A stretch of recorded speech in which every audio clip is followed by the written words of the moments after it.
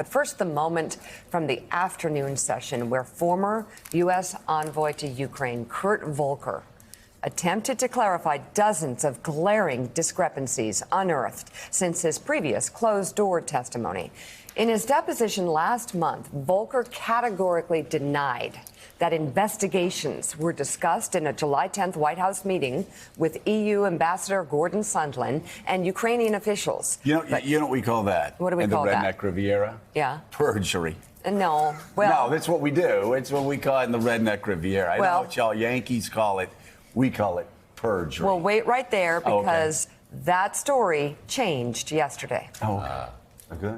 I participated in the July 10th meeting between National Security Advisor Bolton and then Ukrainian Chairman of the National Security and Defense Council, Alex Danylyuk.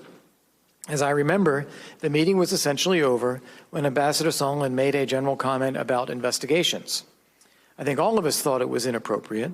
The conversation did not continue, and the meeting concluded. Why didn't you tell us about this?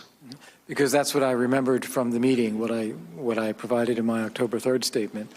As I said, I've learned other things, including seeing the statements from Alex Vindman and from Fiona Hill, and that reminded me that, yes, at the very end of that meeting, as it was recounted in Colonel Vindman's statement, I did remember that, yes, that's right, Gordon did bring that up, and that was it. In hindsight, I now understand that others saw the idea of investigating possible corruption involving the Ukrainian company Burisma as equivalent to investigating former Vice President Biden. I saw them as very different, the former being appropriate and unremarkable, the latter being unacceptable. In retrospect, I should have seen that connection differently, and had I done so, I would have raised my own objections. I mean, come on. There were the text messages that Taylor put out. And Willie, he's like, upon further reflection, yes, I think we did actually enter DNC headquarters at the Watergate. But I didn't remember last time I talked to him. Well, he's trying to save himself from perjury, right? He's coming back to revise his testimony. He has to do that the same way Gordon Sondland did that, the same way Gordon Sondland will do that today. But the idea that he knew the investigation was about Burisma, in his own mind made no connection to that being also about Joe Biden, not knowing that Hunter Biden sat on the board of Burisma, defies credibility, right? Yeah. Right. Why would the President of the United States, why would Rudy Giuliani be so focused on this one company, Burisma? And nobody's buying that. Well, and Mike, it's not like Burisma hadn't been a concern, even in the Obama White House for some time. If you're working Ukraine, somebody says Burisma, the bells go off, and they go, oh, that's where Biden's son is connected. So when Volker heard Burisma, he's not going, I think I'm going to have another Ukrainian cigarette.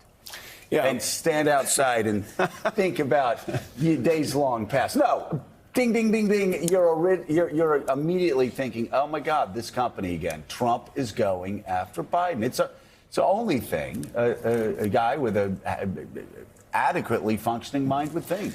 Look, Volker gets very high marks from career State Department employees. He's a career State Department guy. And his focus of attention was Ukraine. So the idea that he's a focused attention on Ukraine, and everybody's talking about Burisma, everybody's talking about Rudy Giuliani running hog wild. So when Adam Schiff asked him the question, why didn't you tell us that? The honest answer wouldn't be, well, because really I had no idea you had all these people going to follow me in testimony. So that's why I'm here today, to refresh my testimony. Well, the Democrats' lead counsel, Daniel Goldman, asked Lieutenant Colonel Alexander Vindman about a specific text message yesterday between Kurt Volker and senior advisor to Ukrainian President Zelensky, Andrei Yermak. The text message suggested the Ukrainian president may have been expecting a call from President Trump. Take a look. I want to go to the next slide, if we could, which is actually a text message that neither of you is on, but this is from Ambassador Kurt Volker to Andrei Yermak. Now, this text message is less than a half hour before the call on July 25th. And since neither of you are on it, I'll read it. It says from Ambassador Volker, good lunch, thanks. Heard from White House. Assuming President Z convinces Trump he will investigate, quote, get to the bottom of what happened, unquote, in 2016, we will nail down date for visit to Washington. Good luck. See you tomorrow, Kurt. Now, is this the sort of thing that you're referring to when you say that it sounded like President Zelensky was prepared for this call? This would be consistent, yes. Benjamin Wittes, we've had a lot of people whose memories have been refreshed. Kurt Volker was just the latest yesterday. As I said, Gordon Sondland's will likely be refreshed again this morning. I guess better to get to the truth eventually than never. But what was your take from the testimony yesterday? Well, as to the issue of memories refreshed, look, the initial question here is a question about the conduct of the President of the United States.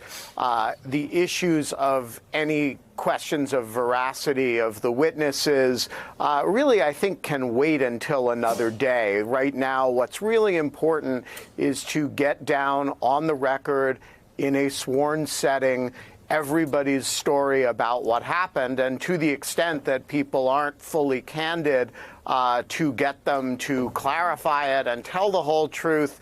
And then, there will be or can be accountability for intentional deceit at some later point. But I think right now the focus really has to be on the president. And I thought yesterday was a good day in that regard. I thought, Vindman's testimony was elucidating and very powerful, as was, by the way, Jennifer Williams's. And I thought it was, valuable to hear from Mr. Morrison and, his somewhat gentler understanding of what the president had done, which was still, in my judgment, quite damning.